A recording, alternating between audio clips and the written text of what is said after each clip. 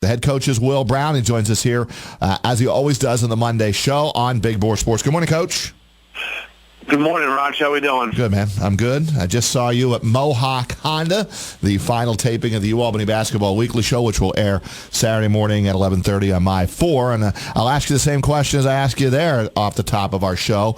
What did you see after looking at the videotape, reviewing it? I'm sure you did over the weekend, probably more than once, in the final, say, 8 minutes and change when you had a 9-point lead and you had that crowd completely out of it. What went wrong from there? Well, to be honest with you, it's funny. As the phone rang and you guys were calling, I'm in the office with my staff, 52, 37 seconds to go, and then I just walked out of, the office. We were watching the film to take the call. So, to be honest with you, I thought it was a heck of a game, and I thought we got some really good looks down the stretch. We got 2 wide open threes we didn't knock down. We missed the front end of a 1-on-1. We missed a layup. We had probably 2 or 3 possessions where we tried to create something out of nothing, and we weren't patient enough. We didn't give ourselves a chance. It was a little bit better than I anticipated it would look on film. And, let's face it, I think you mentioned it before you clicked over to me. As much as we went into that game confident we were going to win, in all reality, we were heavy underdogs in the game. I mean, Vermont had longest winning streak in the country, playing terrific basketball. But I was confident that if our team just stuck to the game plan, didn't waver from it, and if we got off to a good start, I thought we would be in good shape and we'd have a chance down the stretch to win the game. And, watching it a few times since we played on Saturday,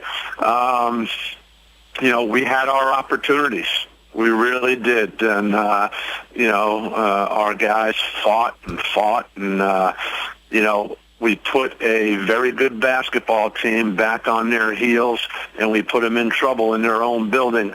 And it came down to, in all reality, it came down to the final minute of the game. And they made one more play than we did. I thought we had an opportunity when we got up 9. We lost Steidel in transition, and Steidel banged a huge 3 to get it from 9 to 6. That's one of those things, if you get a stop on that possession, Raj, and you find a way to score and you can push the lead into double digits, now you really get the heavy favorite really scratching their head, really back on their heels. But you got to give Vermont credit. Boy, what they've done is impressive. They're really good, and I think this is going to sting for us because we really felt, and I know nobody gave us a chance, we really felt that we can win this game with our young core group, especially those 3 sophomores on the perimeter. I think it's a great learning experience for the entire team, a learning experience for our young guys.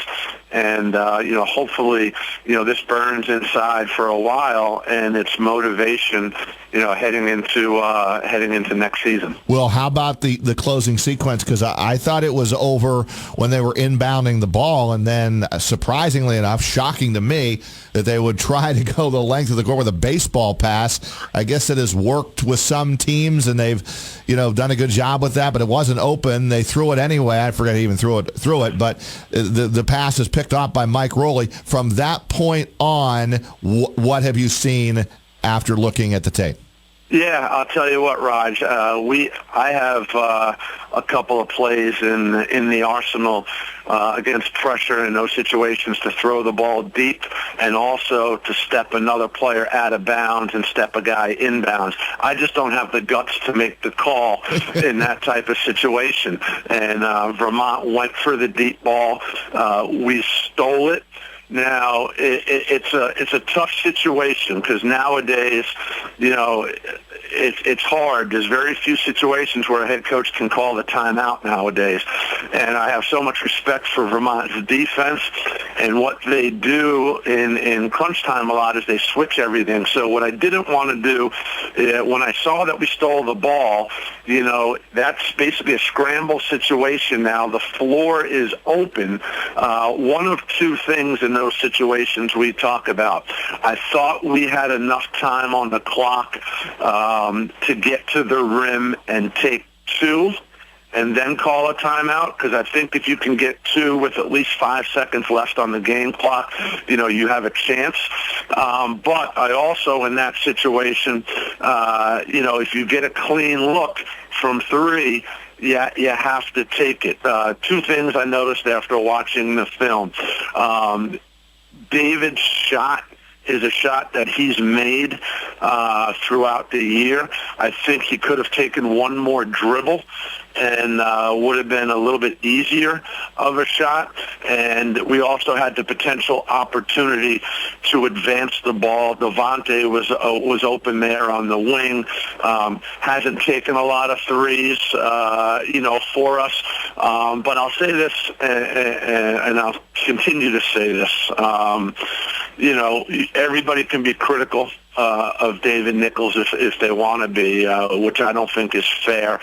We would not be in the championship game without David. And in all reality, the game would not have been close to the championship game unless David did what he did in the first half. He had double digits in the first half, and we were tied at the half.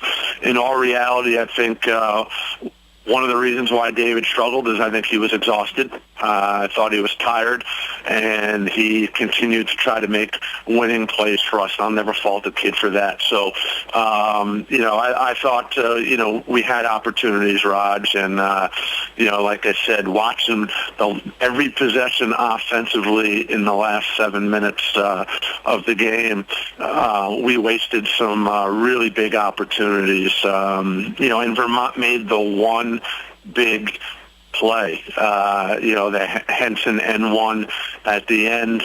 Bell Haynes made a nice drive baseline. We rotated, and, Henson snuck down and caught it, scored N1, and, the rest is history. So, I thought we made a really nice play, stealing that inbounds pass. Our pressure was good. We switched everything. And, we just, I thought that, especially David, I thought we were really tired in the last, 2 or 3 minutes of the game. You followed our team all year long. We really played 7 guys, and the way Vermont defended Joe and David in particular, especially David, picking him up, started last time we played him up there, just picking him up 94 feet. And the pressure that Dre Wills puts on you, the defensive player of the year, he's only playing half the game. So the amount of energy that he exerts defensively, especially guarding David end line to end line, I thought we got a little bit tired, but our guys gave an unbelievable effort, and I don't think anybody that watched it or anybody that was in that facility, I don't think anybody can question the effort or the toughness that our guys played with. Hey, Will, I just want to zoom out just a little bit from the championship game, and I look at your team as a whole this year with some context of graduating 70% of your offense, 3 all-conference players. You come back, win 20-plus games. You upset Stony Brook at Stony Brook, a team you lost to twice. You go to the title game, and you earn a dogfight, an instant classic with Vermont. When you look at this season as a whole, and I don't know if you've allowed yourself to, but when you look at this whole thing, do you look at this 2016-17 season as a successful season? Oh, absolutely. This level's hard. You guys know how hard it is at this level. I mean, we graduated 3 all-conference perimeter guys a year ago, and we started 3 players who had never started a Division I college game on the perimeter. And then we're 18 games in, and I don't like where we're at. And I make a change. I pull a guy out of our lineup, and now I add a young sophomore, another guy who's never started a game at the Division I level. I put Devontae Campbell in the lineup. So now you've got to get used to that change, and Devontae's got to get comfortable. The team's got to get comfortable. And so, I thought our guys just continued to get better, and they progressed as the season moved on. For us to be in the conference tournament championship game, to win 20-plus games, with a youthful perimeter and the losses that we had from a year ago, I think it's a tremendous credit, to our players. And, I think the future is very bright for us. We return our 5 leading scorers from this year. I mean, we still have basketball to play, this season, but, moving forward, whenever the season does come to an end, we're going to return, our 5 leading scorers. We'll have a couple of guys that were injured returning to the program that can definitely help, and we've got 3 Aussies coming in, and this level's hard. It's a grind. I mean, recruiting gets more and more difficult, and that's why I try my best now with recruiting not to go out there and promote our recruits, because it's such a major adjustment to go from high school to college. And, you've got guys that are already in the program that are experienced, they're older, they're physically stronger, they've been through the battles, they understand the level, so it's just, like I said, just watching us progress as the season moved forward, it was really nice to see the growth and development.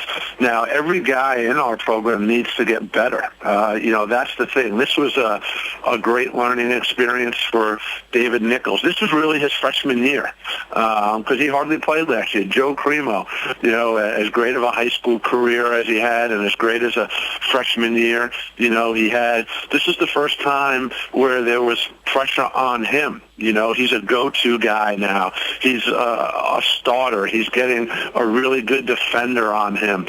And, he has to learn, that, hey, you're playing 30-plus minutes now. Every possession's important on both ends. And then how about Devontae Campbell? He gets thrown to the wolves, a 4th game of conference play, and say, hey, we need you to be a difference maker.